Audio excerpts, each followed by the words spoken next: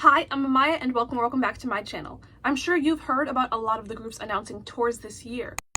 Let's talk about it. Before I get into this list, make sure to like and subscribe so you see more of my videos. Okay, now on to the reasons. Exhibit A is competition. Most of these groups are coming to the US at the same time, so here's the K-pop artists who are going to be here between August and November. Rise, SF9, TXT, STAYC, P1 Harmony, Kong Daniel, Extraordinary Heroes, From Is 9, Baby Monster, ONEUS, ATEEZ, ENHYPEN, Big Ocean, Kai, LE SSERAFIM, Soojin, N.Flying, and 17. There are also some K-pop adjacent acts going on tour, like The Rose, KATSEYE, Hana Bang, and Wave to Earth. And I also wanted to include that events like KCON and Lollapalooza are going to happen, and they're going to have a lot of K-pop acts performing. So if you were keeping count, that's 22 K-pop acts going on tour in just 3 months. Obviously, no one is going to all of these tours, but fans would really prefer to have them spaced out over the entire year instead of having so many people touring all at the same time. Another point to this is that international fans tend to be interested in multiple groups. If everyone was more dedicated to the groups that they like, there wouldn't be as much competition because the fan bases wouldn't really overlap. But since in the US, most K-pop fans are fans of multiple groups, we can't go to see every single group that we like when they're all touring at the same time. I personally was interested in seeing ENHYPEN, STAYC, Rise, SF9, and From Is 9, but I had to pick and choose which ones I wanted to go to because I couldn't feasibly go to all of them. This issue especially affects unpopular groups since it's hard for them to pull fans from bigger acts. So for example, Ensign, CIX, and POW all canceled their tours this year. Now we're on to Exhibit B, which is locations. I have seen a lot of fans complain about groups continuously going to the same cities. And this is especially an issue because the US is such a big country that you could go one state over and it takes you 3 hours. This aggravates a lot of fans because they have to pay hundreds of dollars just to travel to these concerts, and concerts end late at night, so they may have to pay for a hotel on top of that. All of these costs are things that K-pop companies don't have to think about when they are planning a tour. So here's my question.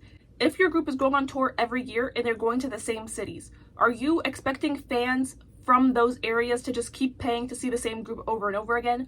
Or do you think people are going to pay for travel and pay for the concert? I wanted to find out if this is actually true that K-pop groups are only going to the same cities. So I made a spreadsheet. I listed every group that's going on tour in the US between August and November. Then I listed every city that any group is going to. Then at the bottom, I totaled up how many groups are going to that city. I also made a map and I put a heart for each city that a group is going to. If you look at the map, the dots are pretty spread out overall, but it's easy to see that there are several states that will not be having any tours. And now let's look at which cities are the most popular. Los Angeles is first with 15 tours, which should be expected.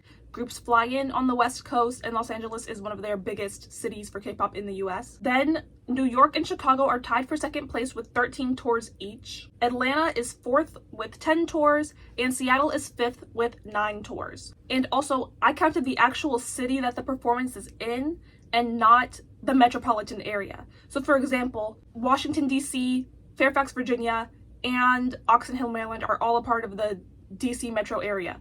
But I didn't count it all as being one place, so I listed the actual city of the performance.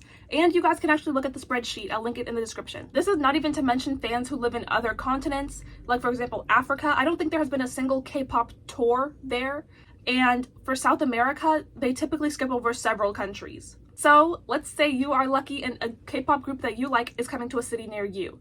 So then you know when pre-sale is opening up, you put all of your information in, and then you get hit with these ticket prices. Exhibit C is pricing. Pricing has got to be the biggest problem with K-pop concerts. So for example, let's look at P1 Harmony. They're a pretty big group, but for the closest stop to me, tickets start at just $89 to be in the room. Then if you want to sit close up, you could pay up to $336 just for the ticket. And if you want VIP, that's going to be a separate expense. It is not bundled with your ticket. VIP for P1 Harmony ranges from an additional $99 to an additional $350. Then you still have to pay taxes and fees on top of that.